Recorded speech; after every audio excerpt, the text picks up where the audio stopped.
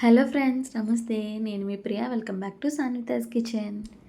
ఎప్పుడు తినే ఇడ్లీ, దోశ బోరు కొట్టినట్లయితే ఒకసారి ఇలా రవ్వ పులిహోరని చేయండి. చాలా రుచిగా ఉంటుంది. పిల్లలు కూడా చాలా ఇష్టంగా తినేస్తారు. ఈ రవ్వ పులిహోరని ప్రిపేర్ చేయడం కూడా చాలా ఈజీ అండి. సో లేట్ చేయకుండా ప్రాసెస్లోకి వెళ్ళిపోదాం. ముందుగా ఈ రవ్వ పులిహోరని ప్రిపేర్ చేయడానికి నేను ఇక్కడ 1.5 కప్పుల బియ్యపు నూకను తీసుకుంటున్నానండి. బియ్యపు రవ్వ ఇది మార్కెట్లో దొరికే బియ్యపు రవ్వే. నేను ఇక్కడ కప్పు మెజర్మెంట్తో చూపించిపోతున్నానండి. ఇలా మనం తీసుకున్న 1.5 కప్పుల బియ్యపు రవ్వకి స్టవ్ మీద అడుగు మందంగా ఉండే గిన్నెని పెట్టుకుని అందులోకి 3.5 కప్పుల వాటర్ని తీసుకుంటున్నాను. మనం తీసుకున్న 1.5 కప్పుల బియ్యం నూకకి 3.5 కప్పుల వాటర్ అయితే సరిపోతుందండి. ఇలా వాటర్ని యాడ్ చేసుకున్నాక ఇందులోకి 2 టేబుల్ స్పూన్ల నూనెని వేసుకోవాలండి. ఇలా నూనెని యాడ్ చేసుకోవడం వల్ల మనం చేసే ఈ రవ్వ పులిహోర అనేది ముద్దగా కాకుండా పొడి పొడిగా చాలా రుచిగా వస్తుంది.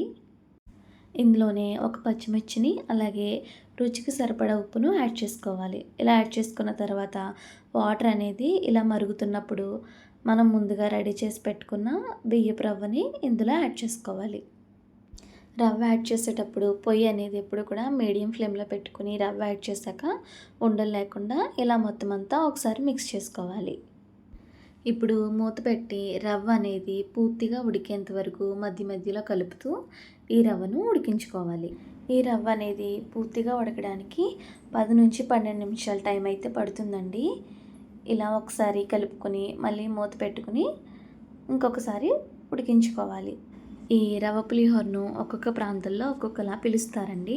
మేమైతే మా సైడ్ ఉప్పుడు పిండి అని పిలుస్తాము. అలాగే కొన్ని ప్లేసెస్లో రవ్వ పులిహోర అని అంటారు.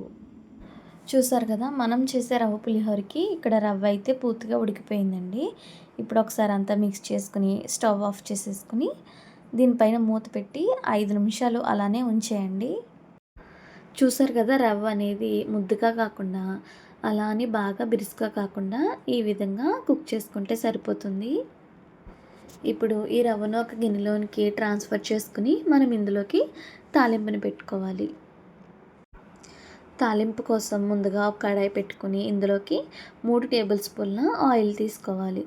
ఆయిల్ వేడయ్యాక ఇందులో 2 టేబుల్ స్పూన్ల పల్లీలను తీసుకుని యాడ్ చేసుకోవాలి. ఇలా వేరుశనగ గుళ్ళను ఫ్రై చేసుకున్న తర్వాత ఇందులోకి 1 టీ స్పూన్ శనగపప్పు అలాగే 1 టీ స్పూన్ మినప్పప్పు, 1/2 టీ స్పూన్ ఆవాలను తీసుకుని వీటిని కూడా బాగా ఫ్రై చేసుకోవాలి. ఇలా దినుసులన్నిటినీ బాగా ఫ్రై చేసుకున్న తర్వాత ఇక్కడ నేను 1 టేబుల్ స్పూన్ జీడిపప్పును యాడ్ చేసుకుంటున్నానండి. ఇక్కడ జీడిపప్పు అనేది ఆప్షనల్, మీరు కావాలి అంటే స్కిప్ చేసేయచ్చు.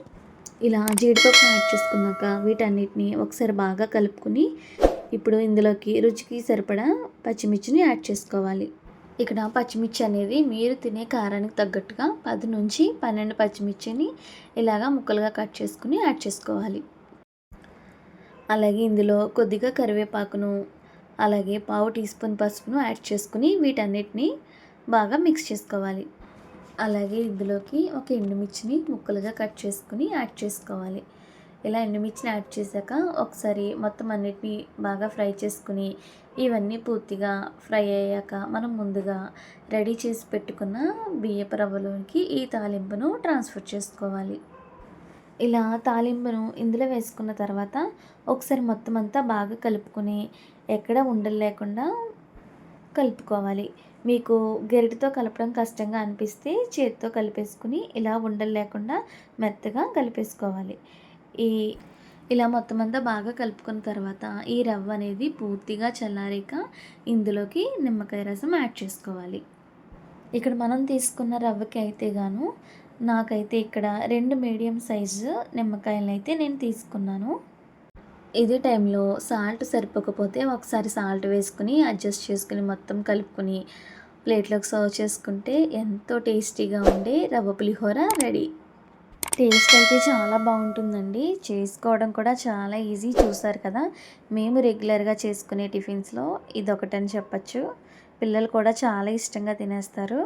ఈ రెసిపీ మీకు నచ్చిందా? నచ్చితే మర్చిపోకుండా లైక్ చేయండి.